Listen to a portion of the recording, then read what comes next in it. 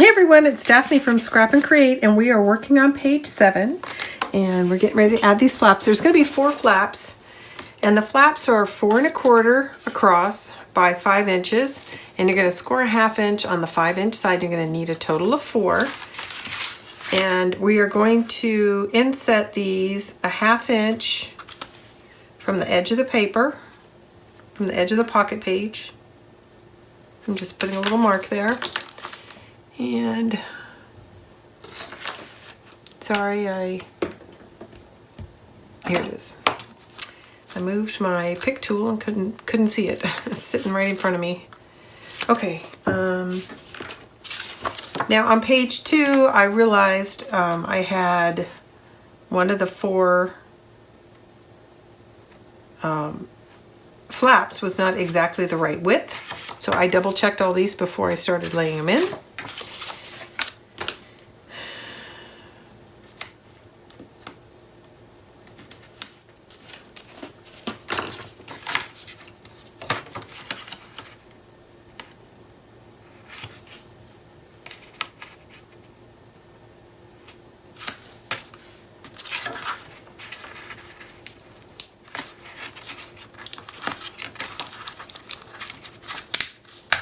I don't think I got that in straight, so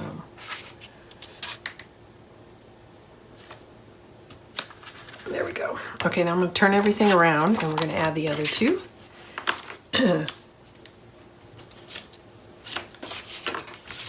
Okay, and the idea is that these are lined up side by side. So I'm going to kind of hold it on one side as I go down here to locate the edge of the pocket page. I'm going to tack that one corner down. There we go.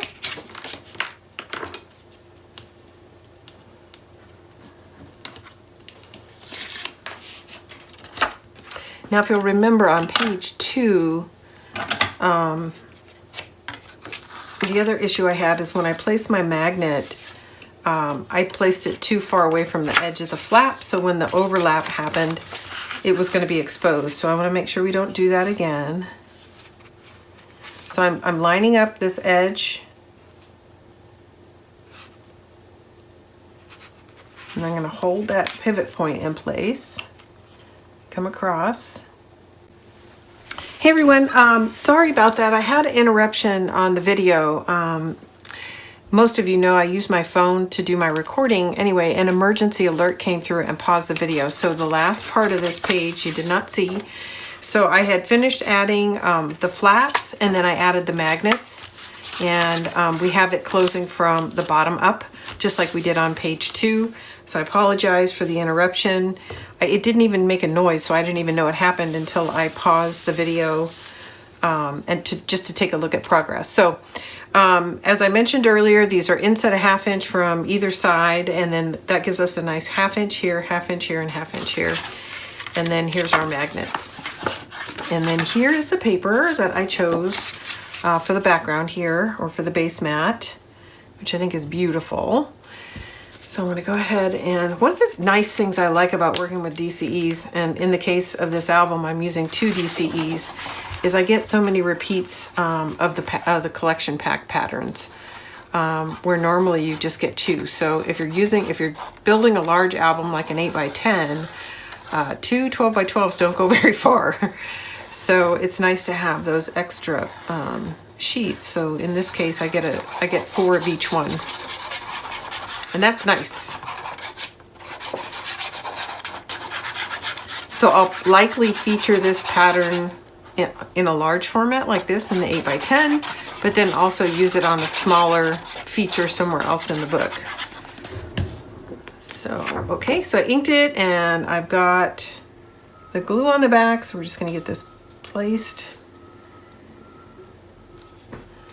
And I need to, I should have done that first, double check to make sure I had the orientation of the page right so that this pattern isn't upside down. And it was right, but it's probably something I should have done before I laid it down. Anyways, here we go.